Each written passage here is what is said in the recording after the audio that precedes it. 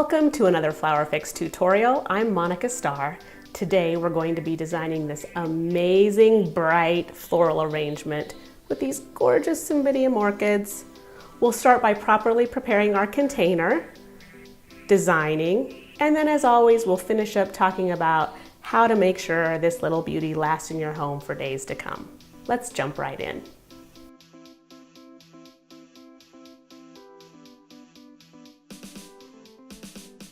As we start this arrangement, we want to make sure we create a great foundation for our foliage and flowers. And with this rectangular container, we're going to start by decreasing the size of the opening. I'm going to do that today with this waterproof floral tape. I'm simply going to make several cross hatches across the top of the container. There is no magic formula for this. It's really just about, again, decreasing the opening size. So for this container, I feel it's appropriate to do about 3 across the top, going one direction, and then one this long way. Now, make sure it's stuck to the sides nicely. As you can see, smaller spaces for the flowers to be inserted into. The next thing we need to do is add our water. Now, I have already prepared my water. In this container, I have 4 cups of water and 1 package of floral preservative. This floral preservative is what comes with the kit. If you have your own, please make sure you read the instructions. They're all different. But I have prepared the solution already in the water. I've let it dissolve, and then I'm going to go ahead and add it to the container. Now, I'm not going to fill the container all the way to the top with water. I'm going to leave it about 2/3 to 3/4 so that when I'm finished, I will go ahead and top it off with water. But right now, as I'm inserting different stems, I don't want to make a mess and have it flowing. Great, so now we have our containers prepared, water with floral preservative is inside, and we're ready to start designing. I like to start my arrangements with a good foundation, a foundation of the tape and the greenery. If we start with stems of greenery in the container first and then come and add our beautiful blooms, we won't have to work so hard to keep everything in place. And you'll see what I mean as I start designing. We're going to begin with this green pittosporum. It's a really hardy stemmed flower. Now, although I cut my fresh flowers with a knife, it is a good idea to use some type of floral clippers when cutting your greenery. These stems are stiff and strong, and you have a greater chance of snipping your finger or hurting yourself with a knife. So I cut each bracket off. You can look at this piece of greenery. He has designated little brackets. I start by removing the ones from the base. And then I go back in and remove and create additional pieces to design with from the top. And you can see right here, this little stem. Right here. And maybe finally right down here. Now, before I insert them into the container, I want to remove any of the foliage that would fall below the water line. Leaves and plant product that go into the container below the water line create bacteria growth in your water and make your flowers die much sooner than if you're really careful and particular about removing all the greenery. So I make sure I clean all the greenery off that would go, or all the foliage that would fall below the water line. And then I'm going to start by placing 3 stems in. I'm going to scatter this dark green pittosporum. I'm probably going to put 1 here and 1 there.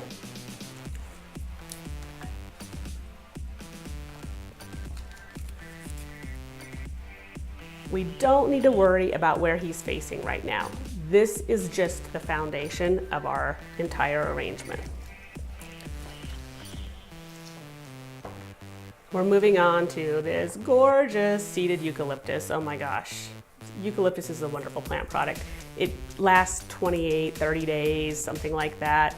as long as it's in water, but it also dries and looks beautiful. It has a minty, aromatic fragrance that is just to die for. It is a little bit sticky. This one you could probably use clippers or knives. I'm gonna go ahead and use my clippers for these stems. And I'm going to go 3 more clusters of the seeded eucalyptus, but kind of opposite what I did with the pittosporum. So 1 stem,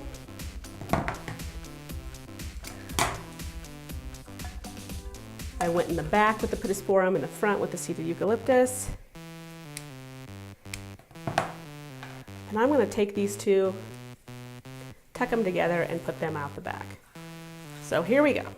You can see I've got 3 clusters of the pittosporum, 3 clusters of the seeded eucalyptus, and now we're ready to move into our flower product. I'm gonna begin with this nice base yarrow.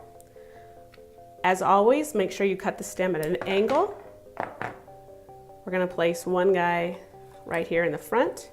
He is not our focal flower, he's more of a basing flower and a mass of color.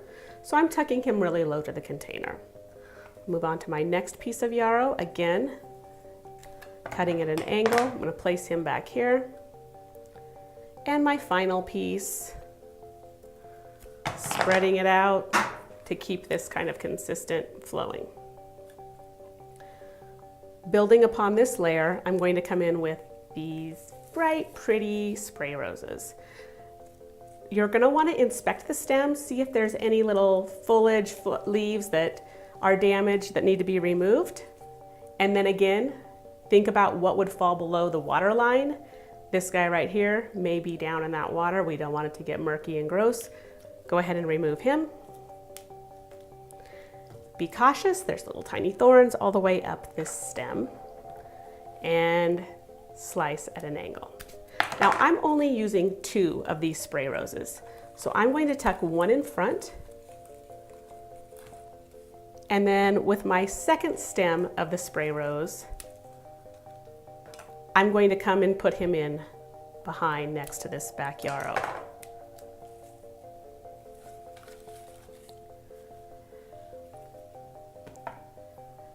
When I selected this orange container and thought about the flower combination up top, I really wanted to make sure that one of the flowers I selected had the same color as my container. I think this makes for a nice harmonious arrangement. It ties the 2 together and makes the arrangement relate well. Now, I could definitely get away with not doing that because these are all bright colors, but I think you'll see that this is a fun way to tie the 2 together. I'm using these orange Gerber daisies, slicing at an angle, and I'll be inserting 1 in the front like this, and another one back here like that. If you can see, I have sets of 3s and then these poppier bright colors. I just have a couple of them. I'm gonna get on to one of my favorite flowers, plant products, this thistle, euringium, sea holly. It's got an interesting texture, a really fun color. I think it adds a lot of dynamic interest to the arrangement. I'm going to think about dissecting this flower just like I did the greenery, and where each of the brackets meets the stems, I'm going to cut it. 1, 2, 3, maybe leave these 2 intact. And now you can see I've got these individual pieces to work with. There is no foliage, it's gonna fall below the water, so that's nice.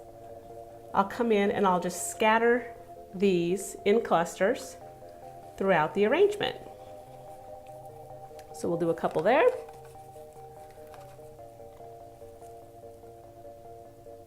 A couple here. And actually, as I look at this, I do need to go ahead and disconnect this one. And we'll put our last 2 right in the corner like this. So I've evenly spread out the color of the thistle. Now my last flower is this gorgeous green cymbidium. I'm putting him in last for two reasons. One, he is my most expensive, nicest focal flower. I want him to be on the top, on the surface, the most visible. Also, cymbidiums come in long a stem with multiple blooms on a stem, and I had to go ahead and break him apart and put him in water tubes because one humongous stem of cymbidium orchid would look bizarre in this small little rectangular arrangement. But I love this flower, it's long lasting, I want to use it. Solution was to go ahead and put it in a water tube. But because it's in a water tube, its stem's not so long. So I'm gonna tuck it in last. It will rest and guide on the other stems and blooms and support this cymbidium up at the top. He really does get the most bang for the buck when inserted last like this and not having another flower cover his petals and blooms. So I'm gonna spread these three flowers out. One, I'm gonna come back here with the second one. Two, oh, so gorgeous. And three. And as you can see, they really do shine, add a lot of fun movement and texture.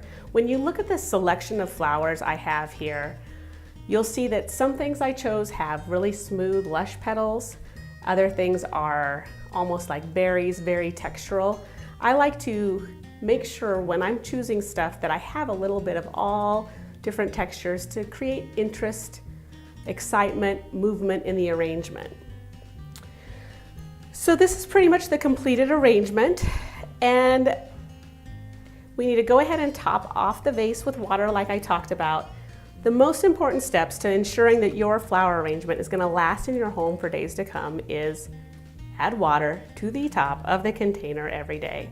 Sounds simple, but if you're like me, especially when you have a container that's opaque and you can't see into, you forget to add water. So first and foremost, add fresh water to the very top of your container every day. Water treated with floral preservative is of course the best. If it's not possible or you run out of floral preservative, please still add fresh water. You want to keep this guy out of direct sunlight and direct heat, and that means don't put it on top of any kind of appliance that emits heat like a dishwasher, television, or your furnace. If you follow these few steps, you're sure to have him hanging out, brightening up your table for days to come. This would also be a fun little hostess gift to take to a friend or brighten anyone's birthday.